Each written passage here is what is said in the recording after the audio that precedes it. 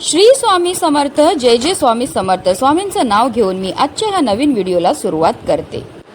यंदा 25 जून रोजी निर्जला एकादशीचं व्रत हे केलं जाणार आहे.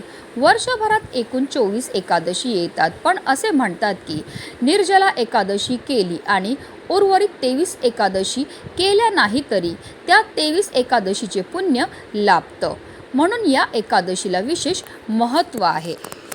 या दिवशी व्रत करणारे भाविक अन्नासह पाण्याचा एक थेंबही न घेता कडक उपवास करतात, म्हणून याला निर्जला एकादशी म्हणतात. महाभारतातील भीमसेनाला उपवास करणे कठीण जायचे, म्हणून त्याने महर्षी व्यासांच्या सल्ल्यानुसार हे निर्जला व्रत केले होते, म्हणून याला भीमसेन एकादशी असेही म्हणतात. एकादशीचं व्रत हे भगवान विष्णूंना समर्पित आहे आणि या दिवशी व्रत केल्याने सर्व पापे दूर होतात आणि जीवनात आनंदाने समृद्धी येते. यावर्षी निर्जला एकादशीला धार्मिक आणि ज्योतिषशास्त्रात विशेष महत्त्व हे दिलं जात आहे, कारण या दिवशी अतिशय दुर्मिळ योग हे जुळून येत आहेत. या दिवशी ग्रहांची अशी काही खास स्थिती निर्माण होत आहे, ज्यामध्ये 1, 2 नव्हे तर तब्बल 3 अत्यंत शुभ योग एकाच वेळी जुळून येत आहेत. रवी योग, शिवयोग आणि सिद्धयोग या त्रिवेणी महासंयोगामुळे या दिवसाचे आध्यात्मिक आणि धार्मिक महत्त्व अनेक पटीने वाढले आहे. या शुभ संयोगात भगवान विष्णूंची पूजा केल्याने इच्छित फल प्राप्ती होते. असे म्हटले जाते की या योगांमध्ये केलेली साधना, दान, धर्म आणि नामस्मरण थेट ईश्वरापर्यंत पोचते आणि कुंडलीतील अनेक दोष दूर होतात. निर्जला एकादशीच्या दिवशी पाणी, गोड पदार्थ, फळे, उन्हापासून बचाव करणाऱ्या गोष्टी जसं की छत्री, पंखा आणि वस्त्रदान करणे अत्यंत पुण्यदायी मानले जाते. धार्मिकदृष्ट्या हा दिवस अतिशय महत्त्वाचा असल्यामुळे या दिवशी काही प्रभावी उपायांनी सेवा देखील केल्या जातात.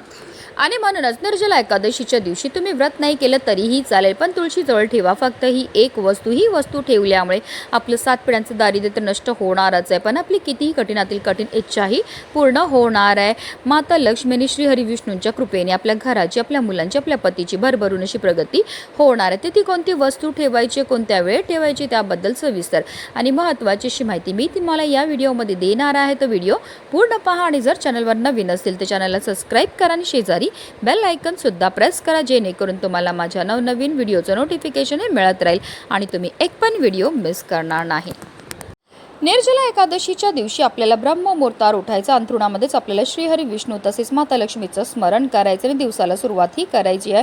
आंघोळीच्या पाण्यामध्ये आवर्जून आपल्याला गंगाजल आणि चिमूटभर हळद टाकून स्नान करायचं आहे आणि त्यानंतर आपल्याला जर शक्य असेल तर पिवळ्या रंगाचे वस्त्र परिधान करायचे आहेत.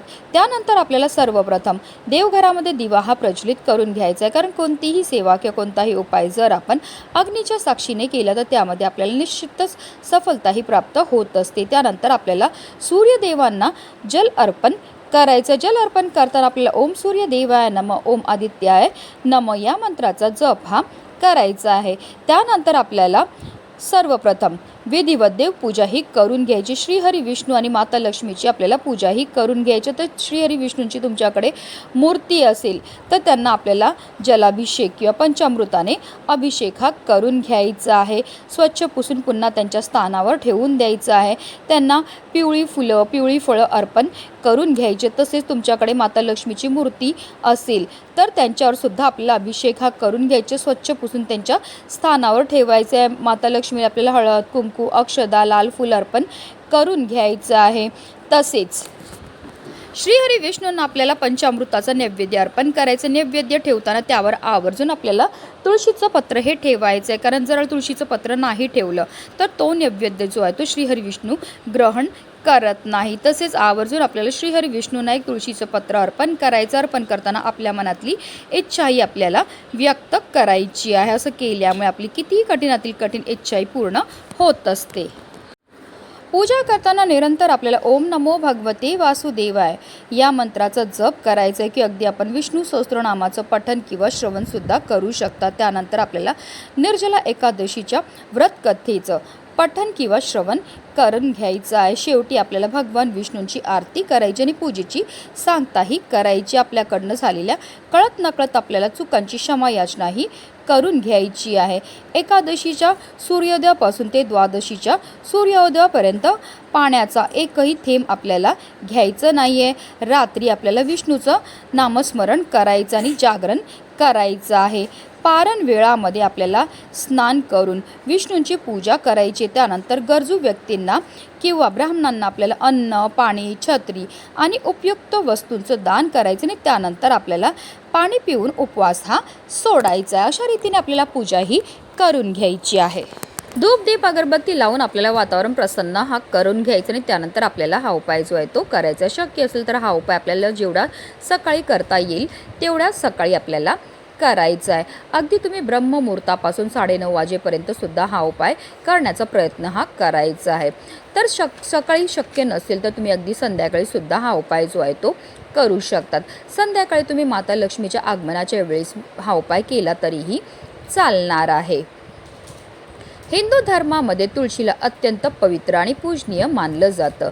तुळस म्हणजे साक्षात माता लक्ष्मीचं स्वरूप आहे आणि श्रीहरी विष्णूंना सर्वात जास्त प्रिय ती म्हणजे तुळस आणि म्हणूनच तुळशीला लक्ष्मीप्रिया असं सुद्धा म्हटलं जातं. तर हा उपाय करण्याकरता आपल्याला एक मातीची पंती घ्यायची. त्या मातीच्या पंतीमध्ये आपल्याला शुद्ध गाईचं तुपच टाकायचं आहे.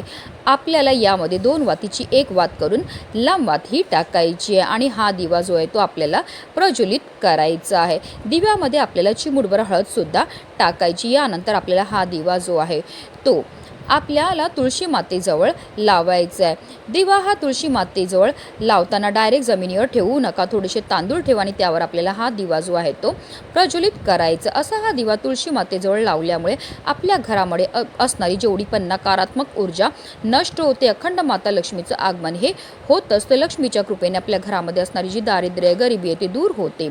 आणि जेव्हा तुम्ही तुळशी जवळ हा दिवा लावतो आणि त्या दिव्याखाली थोडेसे अखंड तांदूळ ठेवतो तर त्यामुळे शास्त्रानुसार असं म्हटलं जातं अक्षदा संपत्ती आणि समृद्धीचे प्रतीक मानले जाते. यामुळे या उपायामुळे आपल्या घरामध्ये असणारी जी आर्थिक अडथळे आहेत ते दूर होतात आणि उत्पन्नाचे नवीन स्तोत्र निर्माण होतात. प्रगतीचे मार्ग खुले होतात. म्हणून दिव्याखाली थोडेसे तांदूळ जे आहेत ते आपल्याला आवर्जून ठेवायचे. यानंतर आपल्याला काय करायचं, एक धागा घ्यायचा आहे. आता पांढरा सुती धागा घ्यायचा आहे. त्या धाग्यावर आपल्याला थोडीशी हळद लावून घ्यायची आहे. थोडंसं कुंकू लावायचं आहे आणि त्याला आपल्याला अगदी लाल पिवळं करून घ्यायचं आहे. किंवा तुमच्याकडे कलाव्याचा धागा असेल तो घेतला तरीही चालणार आहे.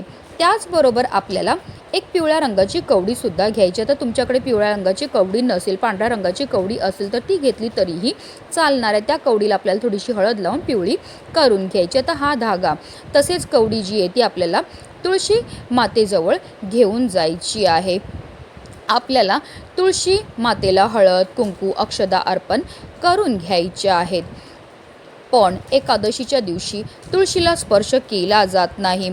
तिची जी पण आपल्याला पूजा किंवा सेवा करायची ती आपल्याला दुरूनच करायची आहे. कारण एकादशीच्या दिवशी माता लक्ष्मीचं निर्जला व्रत असताना जर कळत नकळत आपल्याकडनं तुळशीला स्पर्श केला गेला किंवा तिला जल अर्पण केलं गेलं तर त्यामुळे माता लक्ष्मीचं निर्जला व्रत हे मोडलं जातं आणि त्याचे जे दोष आहेत ते आपल्याला लागत असतात. म्हणून जे पण उपाय किंवा सेवा करायचे ते आपल्याला दुरूनच करायचे आहेत.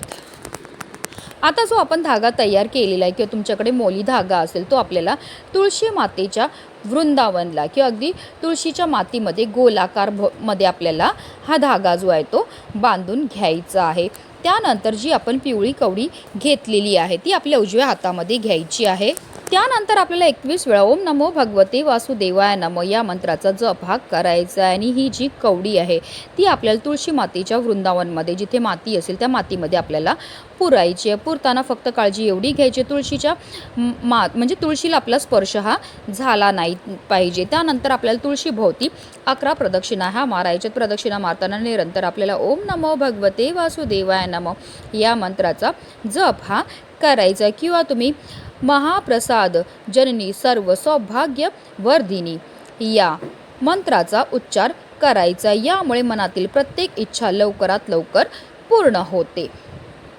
असे म्हटले जाते की ही सगळी तुम्ही पूजा करून झाल्यानंतर कपाळावर तुळशीच्या वृंदावनमध्ये असलेली जी माती आहे तिने आपल्या कपाळावर टिळा हा लावायचा। एकादशीच्या दिवशी पूजा संपन्न झाल्यानंतर आवर्जून तुळशीच्या कुंडीतील थोडीशी माती आपल्याला कपाळावर तसेच गळ्यावर लावायची आहे।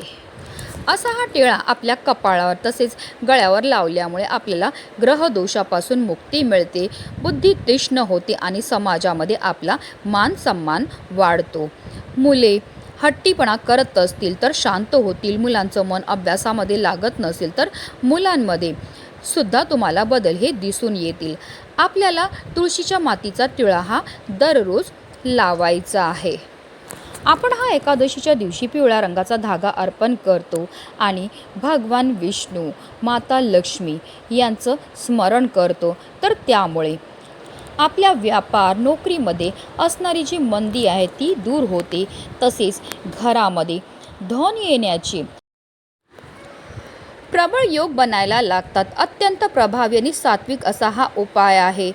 जर तुम्ही एकादशीच्या दिवशी हा उपाय केला तर तुमच्या आयुष्यामध्ये असणाऱ्या ज्या पण काही समस्या आहेत, संकट आहेत, दुःख आहेत ते दूर होतील आणि मनातील सर्व इच्छा मनोकामना ह्या पूर्ण होणार आहेत। घरामध्ये अखंड लक्ष्मीनारायणाची कृपाही होणार आहे। म्हणूनच व्हिडिओ जास्तीत जास्त लोकांपर्यंत शेअर करा, जेणेकरून प्रत्येकाच्या आयुष्याचं कल्याण हो हीच मनामध्ये इच्छा।